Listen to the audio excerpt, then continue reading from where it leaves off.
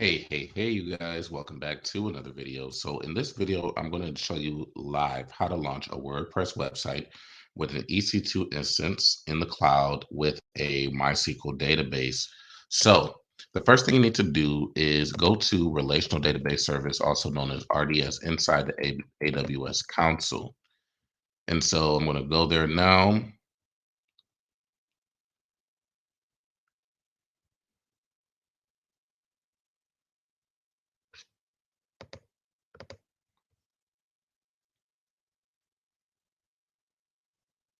All right, I'm going to click on Create Database.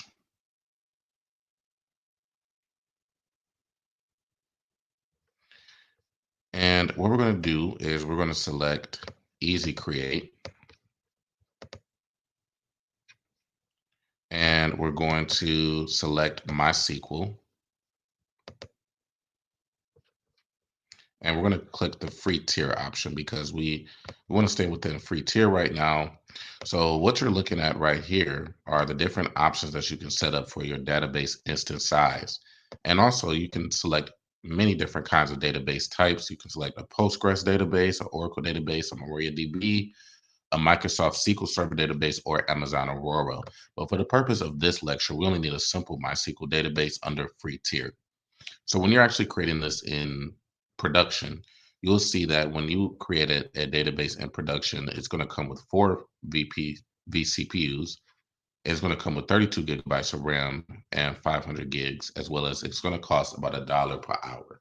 So, that can get very, very costly if, you are thinking about what solutions would add up. But here we're using the free tier, or the dev.test option is only 23 cents an hour. All right. So we have what we call a database instance identifier. And this is going to be the name of our database. And this is going to give us a reference to where our database is. So for our master username, we're just going to call it I'm in tech. And we're going to do the same thing with the password. Say I'm in tech. I'm in tech. And if we click down on this drop down, we can see here that these default options that Easy Create has done for us. So it's created a VPC option group, a VPC security group. It's kind of did all of that for us on its own. So we switch this to a standard create. Sorry. We switch this to a standard create, and this gives us more options, right? So when we switch to a standard create, like I said, you can choose what kind of storage type you want. You can enable auto scaling. And enabling auto scaling just means that the storage will increase once we reach a particular threshold on our database, right? And that's how you auto scale these MySQL databases in the cloud. In addition, when we think about availability and durability, if our database goes down in US East Region 1A, then everything is going to go down. So AWS has an option to have multi availability zone deployment as well as read replicas, which we will talk about in another video. All right, so continuing. So the main thing that I'm going to show you here is that we're going to assign our database to a brand new VPC security group. So let's go ahead and create a new VPC security group. VPC stands for Virtual Private Cloud. All right. So we're just going to name this RDS DB. Under additional configuration, there's some more things. It just says, hey, what port is this going to be listening on? It's going to be listed on port 3306. All right. So our estimated monthly cost just with this one standalone free tier instance, if this was running every day, it would cost us about $226 for the month, which isn't bad. I mean, if you really think about how much a server could really cost, it could be up in the thousands somewhere. So let's go ahead and create our database. Let's see, did I give it a name? Okay. All right, so if we did everything correctly, you should see this screen next where it says creating. Now, it does take a little while for AWS to actually create that database. So while we're waiting for that database to be created, we're going to go ahead and create our virtual server to hook up our WordPress connection. So we're going to go to EC2 and we're going to launch a brand new instance. So let's go to instances under EC2 resources.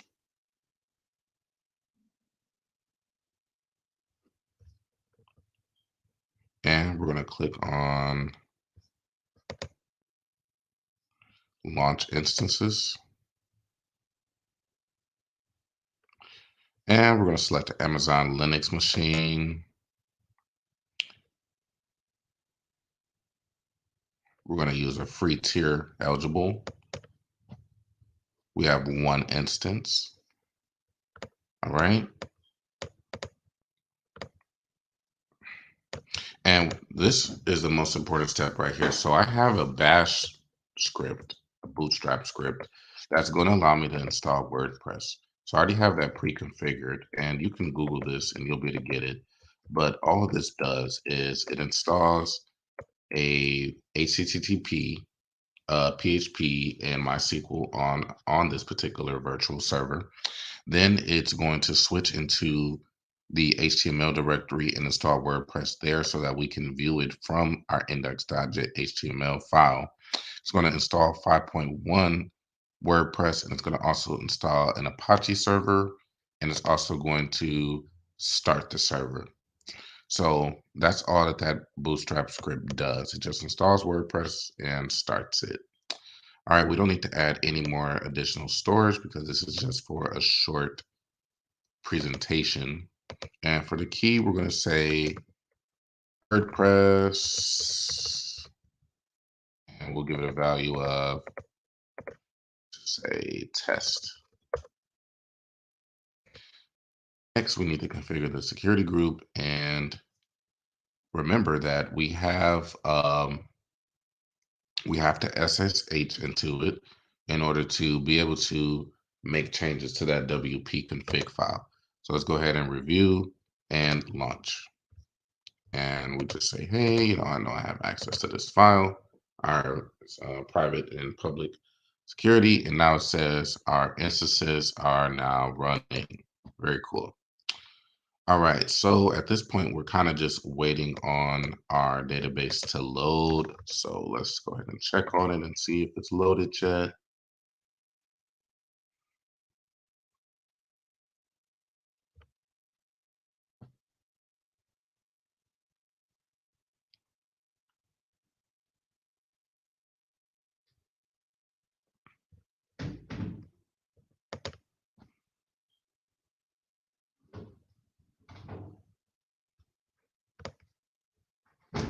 All right, so it looks like it's still modifying the database, so it's not quite ready yet. But in the meantime, what we can do is go ahead and see if we have WordPress installed yet. So we're going to go back to EC2.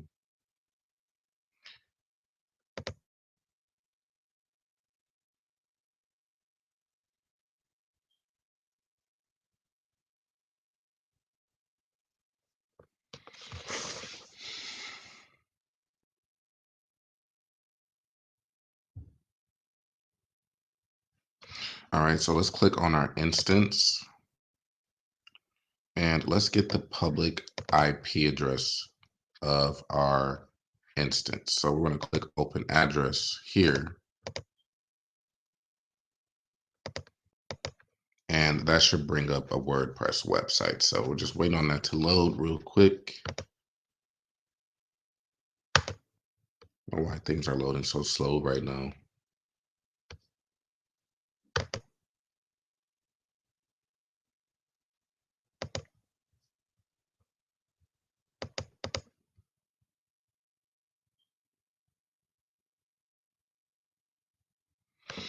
All right, I'm gonna give it one more minute. I'm not sure why it's not loading. It seems like everything is really slow for some reason. I don't know if AWS is slow or if it's me.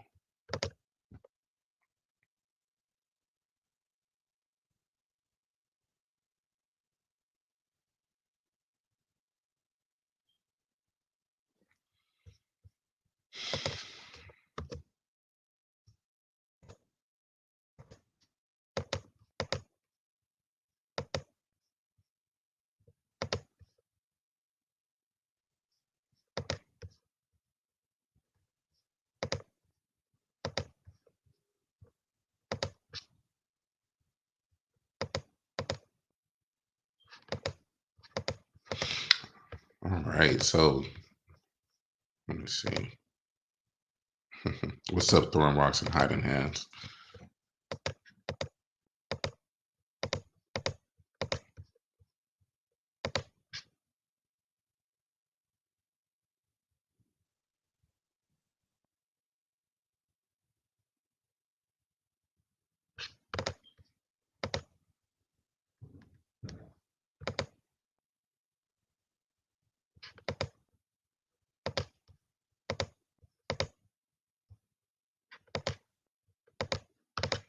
Hmm, that's interesting. So I'm just gonna split this into two videos. So I showed you guys how to set up the server, how to set everything up in the initial stages. In the next stage, we're gonna actually complete this because for some reason it's just not loading at all from our local IP address. So we will do a part 2 to this. All right. So you saw the first steps of how to do this, and the next part we'll finish up. So I will see you guys in the next.